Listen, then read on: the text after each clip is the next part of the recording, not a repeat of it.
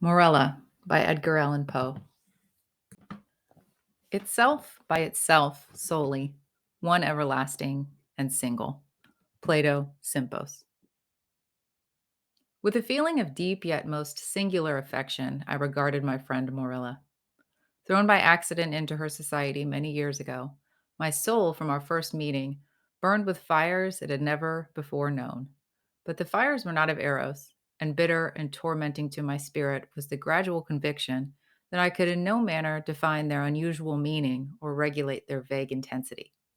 Yet we met, and fate bound us together at the altar, and I never spoke of passion nor thought of love. She, however, shunned society, and attaching herself to me alone rendered me happy. It is a happiness to wonder. It is a happiness to dream. Morella's erudition was profound. As I hoped to live, her talents were of no common order. Her powers of mind were gigantic. I felt this, and in many matters became her pupil. I soon, however, found that, perhaps on account of her Pressburg education, she placed before me a number of those mystical writings which are usually considered the mere dross of the early German literature.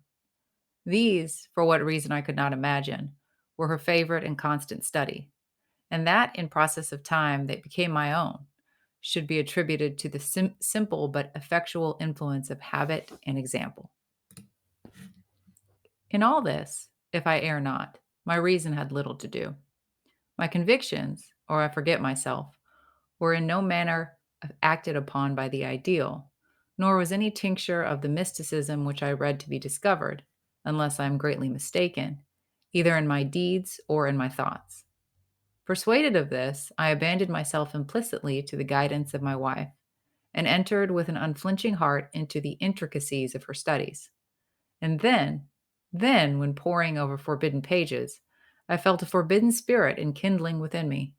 Would Morella place her cold hand upon my own, and rake up from the ashes of a dead philosophy some low, singular words, whose strange meaning burned themselves in upon my memory? And then, hour after hour, would I linger by her side, and dwell upon the music of her voice, until at length its melody was tainted with terror, and there fell a shadow upon my soul, and I grew pale, and shuddered inwardly at those two unearthly tones. And thus, joy suddenly faded into horror, and the most beautiful became the most hideous, as Hanan became Gehenna.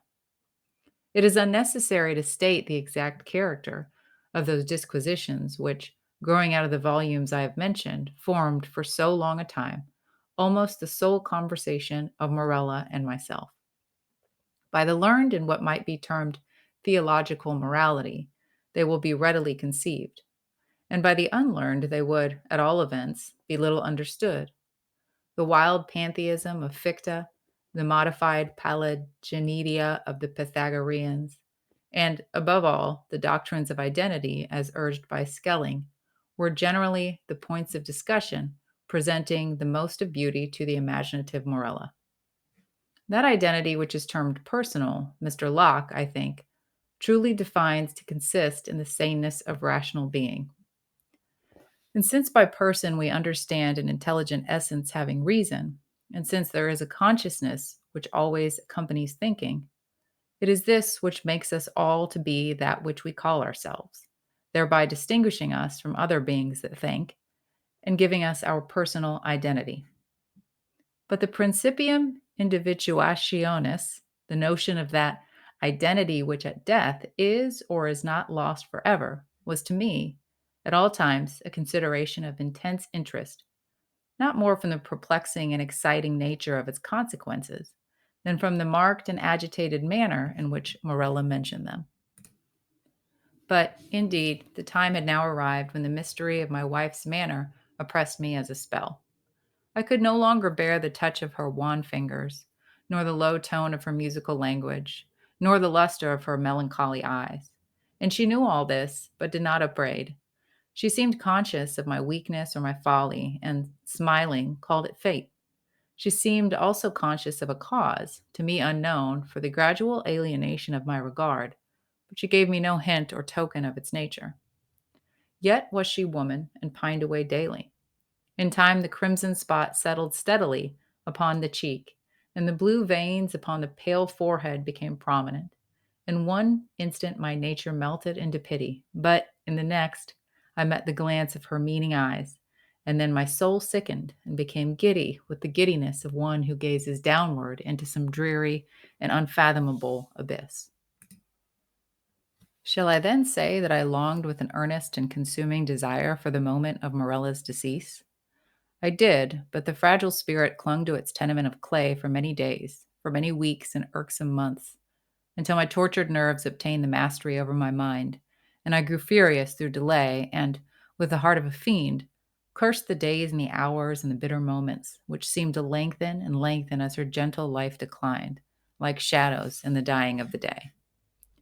But one autumnal evening, when the winds lay still in heaven, Morella called me to her bedside. There was a dim mist over all the earth, and a warm glow upon the waters, and amid the rich October leaves of the forest, a rainbow from the firmament had surely fallen. "It is a day of days," she said, as I approached, "a day of all days, either to live or die. It is a fair day for the sons of earth and life. Ah, more fair for the daughters of heaven and death." I kissed her forehead, and she continued, "I am dying, yet shall I live. Morella! The days have never been when thou couldst love me, but her whom in life thou didst abhor, in death thou shalt adore. Morella! I repeat, I am dying, but within me is a pledge of that affection. Ah, how little, which thou didst feel for me, Morella.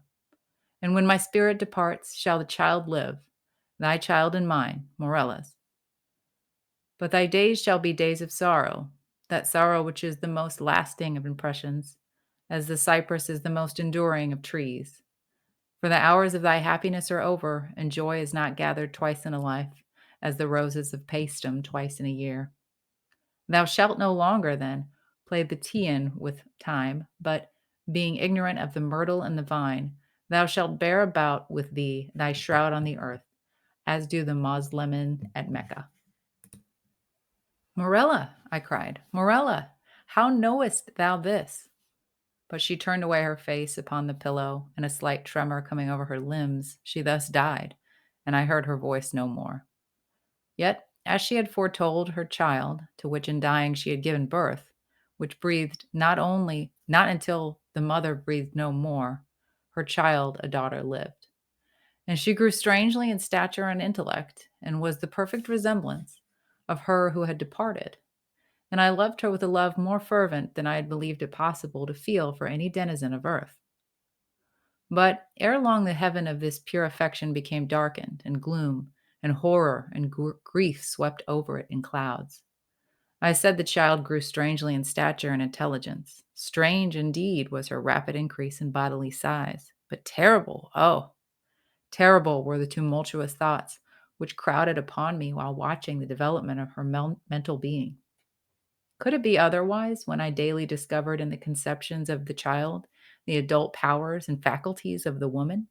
When the lessons of experience fell from the lips of infancy? And when the wisdom or the passions of maturity I found hourly gleaming from its full and speculative eye? When, I say, all this became evident to my appalled senses, when I could no longer hide it from my soul, nor throw it off from those perceptions which trembled to receive it? Is it to be wondered at that suspicions of a nature fearful and exciting crept in upon my spirit, or that my thoughts fell back aghast upon the wild tales and thrilling theories of the entombed Morella? I snatched from the scrutiny of the world a being whom destiny compelled me to adore, and in the rigorous seclusion of my home, watched with an agonizing anxiety over all which concerned the beloved. And as years rolled away, and I gazed day after day upon her holy and mild and eloquent face, and pored over her maturing form, day after day did I discover new points of resemblance in the child to her mother, the melancholy and the dead. And hourly grew darker these shadows of similitude, and more full and more definite, and more perplexing and more hideously terrible in their aspect. For that her smile was like her mother's I could bear. But then I shuddered at its too perfect identity. That her eyes were like Morella's I could endure. But then they, too, often looked down into the depths of my soul with Morella's own intense and bewildering meaning.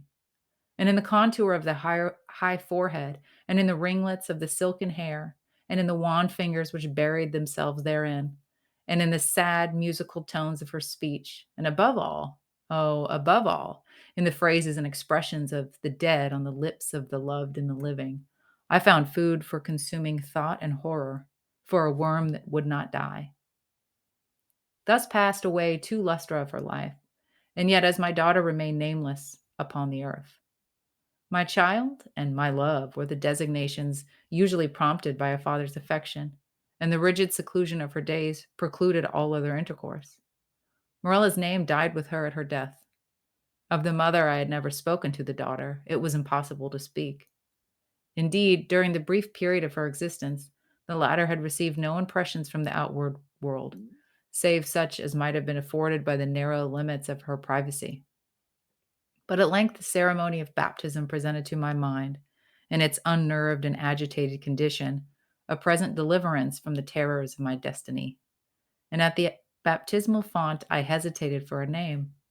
And many titles of the wise and beautiful, of old and modern times, of my own and foreign lands, came thronging to my lips, with many, many fair titles of the gentle and the happy and the good. What prompted me then to disturb the memory of the buried dead? What demon urged me to breathe that sound, which in its very recollection was wont to make ebb the purple blood in torrents from the temples to the heart?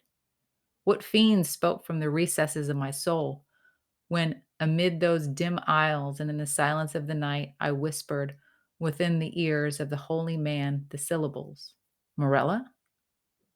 What more than fiend convulsed the features of my child and overspread them with hues of death, as starting at that scarcely audible sound, she turned her glassy eyes from the earth to heaven, and, falling prostrate on the black slabs of our ancestral vault, responded, I am here. Distinct, coldly, calmly distinct, fell those few simple sounds within my ear, and thence, like molten lead, rolled hissingly into my brain. Years, years might pass away, but the memory of that epoch never.